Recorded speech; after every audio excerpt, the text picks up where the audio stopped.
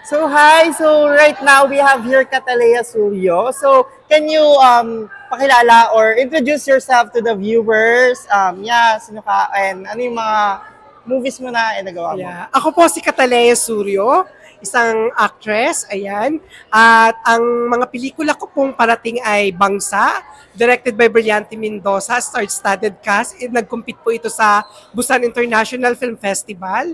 Coming soon din po ang Wild Boys, directed Yeah, by daming movies. Carlos Morales. Kasama ko po dito sila Aljor Abrenica, Vin Abrenica, Martin Escudero, and a lot more. Ayan, yan po yung mga pelikulang aabangan nyo sa akin ngayong taong ito. And now you're celebrating your 10th year, no? Yes, Sobrang salamat bilis. po. Parang Thank you so kailan lang. much. Yeah. So how does it feel na 10 years or 1 decade na lumipas na sa ganito ang industry? It's a great feelings po, and hindi ko din akalain na darating ako sa 10 years in the industry. Parang ang bilis-bilis lang. So, sobrang grateful po ako and thankful sa lahat ng mga tao na naniwala at na talagang nakatulong at hanggang ngayon nandito pa rin ako sa industriyang ito. Ayan. And ngayon nandito nga tayo sa Ayala 30th dahil nanood tayo ng classic film na ni-restored ng Sandeep Pelikulang ABS-CBN Film Restoration, ang Tatlong Ina, Isang Anak. So, how does it feel mapanood mo yan as a, 10 years na sa industry, ganyan? Do you Syempre, think it's still helpful? you know lalo what? sa mga...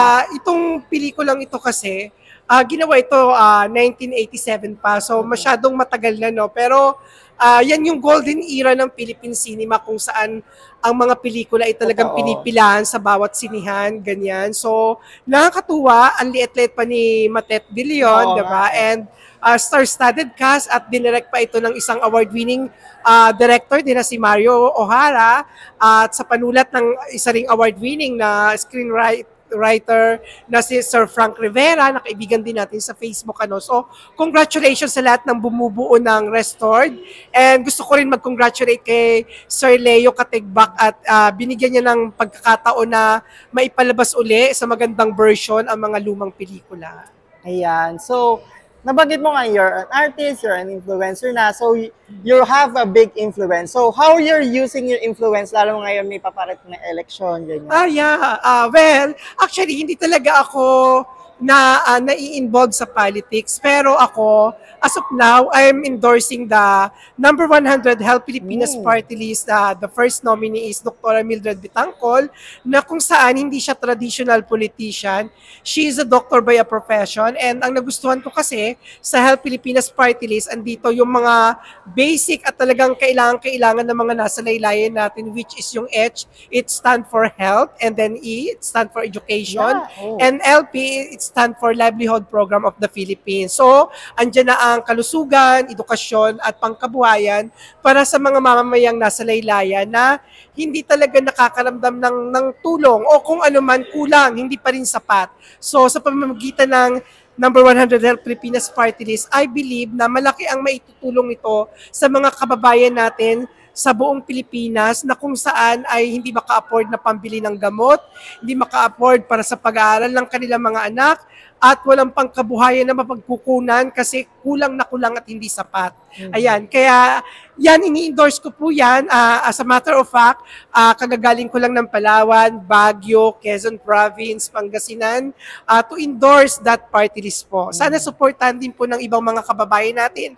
Maging matalino po tayo sa pagpili ng mga sinusuportahan po natin sapagkat kailangan po natin maging matalino at gamitin po natin ng wasto ang ating karapatan at pribilehiyo na bumoto ng mga tama na dapat nating pagkatiwalaan sa pamumuno para sa pangkalahatang Pilipino sa buong Pilipinas. Ayan. So, ayan, halos lahat na banggit mo na nga dito sa party list na to, lahat meron na, may health, may education, livelihood program, parang kompleto na nga siya. So, dapat talaga siyang masuportahan. Pero, my question is, ikaw personally, since nabanggit mo nga na hindi ka masyado na-involved sa politics before, so, personally, paano ka na-encourage or paano ka na-encourage ako kasi napasok dito? Like I've said earlier, Dr. Mildred Bitangcol is not a traditional politician. She is Rotarian. So tumutulong na talaga sila na not in a political way na meron silang pampersonal na motibo para tumulong sa mga tao. So ang Rotary kasi, sumusuporta sila sa mga taong nasa laylayan na talagang pagtulong ang hangarin, hindi sa kung ano paman. So in that way, dahil nga hindi traditional politician si Doktora at personally, along the way, naging magkaibigan kami at naging mas malalim ang pagkakilala ko sa kanya bilang individual na tao, bilang negosyante, bilang pangkaraniwang mamamayan ng Pilipinas, bilang isang may bahay, ina, at boss sa kanyang mga negosyo. Nakita ko na ang mga empleyado niya tumatagal sa kanila ng dekada. So it means it's either sa opisina o kasambahay, driver, para ang isang tao ay tagalan ng ganong katagal na mga taong naninilbihan sa kanila. Iyon ay isang malaking pagpapakita na mabuting tao ang kanilang pinagsisilbihan. Ayun. And dito, ano yung mga specific na platform ba nila na or projects if ever na yes, actually tumutulong din ako. Nagko-conduct sila ng medical mission all over the Philippines and I witnessed that at minsan kasama pa rin nila ako pag ginagawa ito tulad ng pagbibigay ng mga libreng check-up, libreng denture, bunot ipin, libreng salamin sa mata, a lot more na hindi nakakayang afford ng ating mga kababayan na nasa laylayan. And aside from that, nagbibigay din sila ng pangkabuhayan sa mga people's organization kung saan sinusuportahan nila na mabigyan ng panimula para sa kanilang pangkabuhayan. And sa ganun din, sa pagdating naman sa edukasyon, nagdo-donate sila ng mga school supply and hopefully mas lumawak pa by ang alam ko para makapagpaaral sila ng mga kabataan na walang kakayahan na mapag-aral na magulang. Sana ang party list na Help Pilipinas ay makatulong din sa aspetong pagdating ng scholarship para sa mga gustong mag-aral. And going back naman din sa mga movies, since you're in the part of industry, meron din ba ang Help Party List na about sa mga, Siyempre, since artista ako, of course, gusto ko rin malaman ninyo na when it comes to pangkabuhayan, ganyan, idinudulog ko kaya sa ating first nominee na si Dr. Mildred Bitangkol, particular ang medical mission sa lahat ng mga kasapi ng pelikula, ito, especially doon sa mga nasa likod ng camera, mga crew, yung mga talent. So, ayan po. At yan po ay nagustuhan din naman ni Doktora ang proposal ko. Hopefully po, kung makapasok ang ating number 100 Help Pilipinas Party List ay mas mapalawak po ang tulong na maaaring maibahagi ng ating party list sa mga kababayan natin sa industriya ng pelikula din.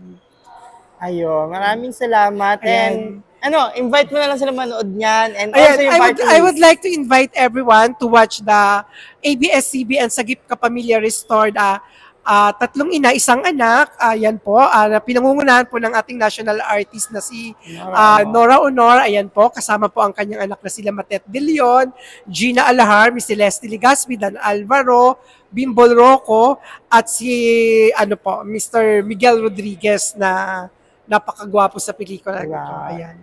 Magugustuhan niyo po ang pelikula. It's a quality film. Ayan. The party list. And the party list po, sa mga kababayan po natin na wala pa pong party list, ako po si Catalea Suryo, ang nagsasabi sa inyo na pwede nyo pong pakinggan, tingnan ang aking Facebook at ang Facebook page din po ng Help Pilipinas Party List. Nang sa ganun po ay malaman ninyo kung ano po ang kanilang objective o adikain para sa kanilang nasabing Help Party List. Ano po, kagaya nga po ng sinasabi ko, ito po ay Rotary po talaga sila. Pero para po mas maging malawak at malaki ang tulong na maaring maibahagi sa bawat Pilipino na nangangailangan, ipinasok po ito into a party list. At kung bibigyan po ng pagkakataon ng mga kababayan nating Pilipino na mailuklok o makapasok ang number 100 Help Pilipinas Party List, ay mas malaki po at malawak ang tulong na maibahagi sa ating lahat. Ano po, madali pong tandaan ng aming numero. 100. Perfect score po, 100%. Pure love. Ayan. Kaya sana po, mga kababayan, Help Party List Pilipinas. Ayan po. Supportahan po natin. Thank you so much, VTalks. And maraming salamat po. Mabuhay po ang mga Pilipino.